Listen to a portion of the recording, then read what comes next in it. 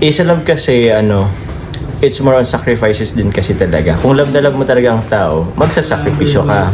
Pero... And hello guys, once again, welcome back muli sa ating channel, Chloe TV. Maligayang pagbabalik and maligayang araw. Mag-ingat po kayo palagi kung saan man kayo naroroon. So ito nga po pala ang inyong host, Chloe TV guys. Unang-una, maraming salamat sa lahat sa inyo. Walang sawang pagsuporta dito sa ating channel at sa ating buong team Kalingap. Maraming salamat sa inyo. Hindi pagbitiw mula noon hanggang ngayon. At sa mga bago pa lang dito sa ating channel, syempre huwag kalimutan mag-subscribe. Panibagong araw. Syempre meron tayong panibagong reaction video. And yung video na re-reaction na natin, ito po yung upload ni Kuya Nel, kung saan kasama niya po dito si Kalingap Jomar at ang iba pang keyboys. Pinuntahan nila ang lugar nila Carla doon sa Tarum kasi nakikipiesta ang ating mga keyboys. Siyempre, bago tayo magpatuloy, baka bago pa lang po kayo dito sa ating munting channel, please don't forget to subscribe and pakisuportahan ng ating ama ng Kalingap, si Kuya Bal Santos Matubang, Ate Edna Vlog, Kalingap Rab, at siyempre si Jack Matubang. Suportahan niyo po natin ang ating keyboys, Kalingap partners, mga charity vloggers sa Pilipinas na handang tumulong sa ating mga kababayan, kaya suportahan natin sila. Kaya naman guys, ngayon panoorin ba natin itong clip video na to na kinuha natin mula sa upload ni Kuya Nel. Ayan po si Papa Joms, papunta po kila Carla. May dala daw siyang chicken pastil. Tayo naman po, may dala po tayong cake. Ayan. Punta po tayo dito kila Carla naman po. House hopping po sa fiesta. Hello po. Hello po. Ipiesta po.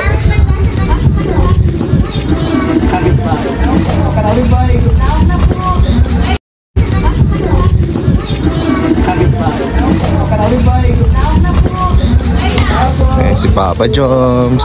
Dito na tayo sila Carla.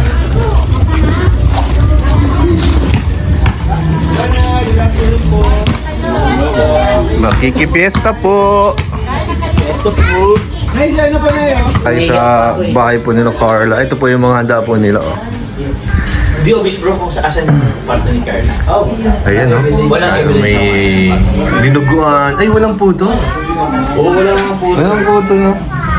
Ayan, igado. Menudo. Dinuguan. Dinuguan yung meron dito. Boss, kaya na. Dito si Carlo. Bro, kaya na bro. So, yan po, magti-tiktok po kami dito kasama si Amber. Ayan. Paano ngayon?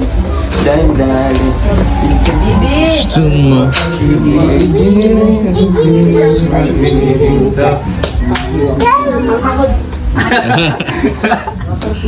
Grabe po. Ang batang tiktoker. Oo nga do. Let's try. Go na. Go na. Lumpala,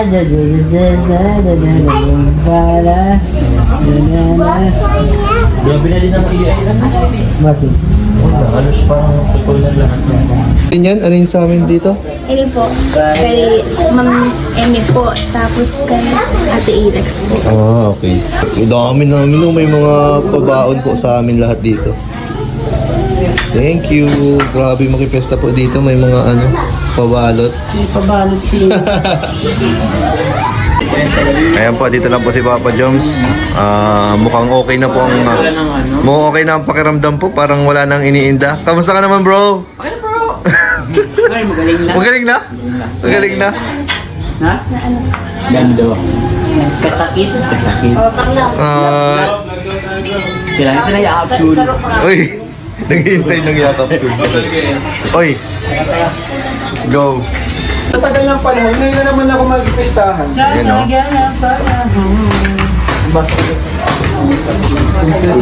Grabe, second house po. Bakit man?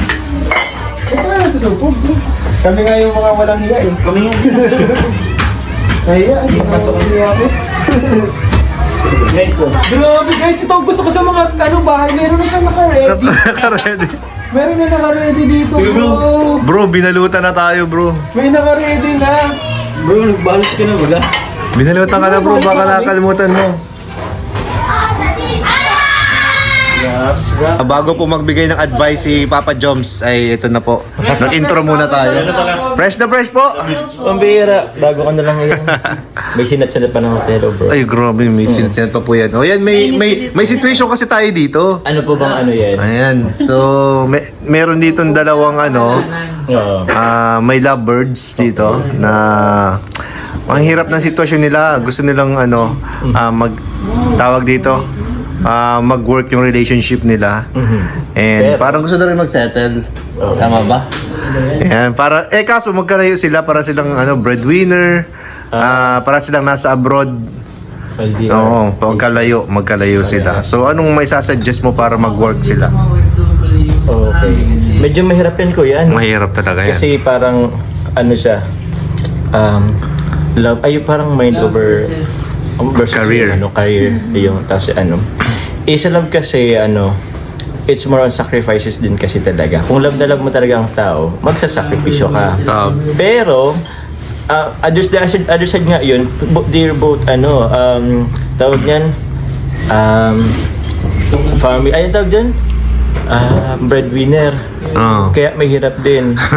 So nasa pagpaplano na nila, if ever na magstay sila dito sa Pilipinas, dapat may plano sana sila para sa nila, career, etc. Pwede sila, business, mga ganun, para makaprovide sa family or parang ganun or sa sarili nila, kasi magpa-family din sila Pero yun, depende yun, kuya. Actually, mahirap talaga yun, kuya. Ang hirap, no? Kasama kasi yan sa sakripisyo.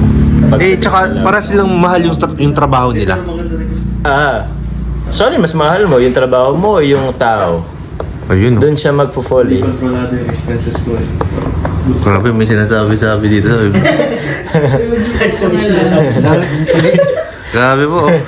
Tama ba? Di ko alam kung tama ang ina-advise ko. Okay lang yun kasi opinion mo naman yan. Opinion ko lang naman yun. Pero yun, bata pa naman yata sila. Bata pa lang, ilang taon pa lang to? 30. 30. Sabagay, matanda nga. Ayan, so, ayan na yung Siguro, kuya, mahirap. Pero siguro doon na doon papasok yung prayer. Maghingi sila ng guidance kay God. Ayan. Diba?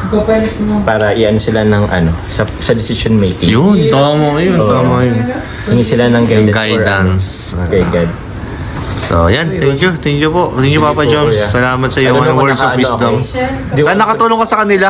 Ewan ko, baka nga mas pa yung... Naguluhan. Mas lalo naguluhan, bro. So grabe guys, no? Iba talaga ang attitude ng Pilipino.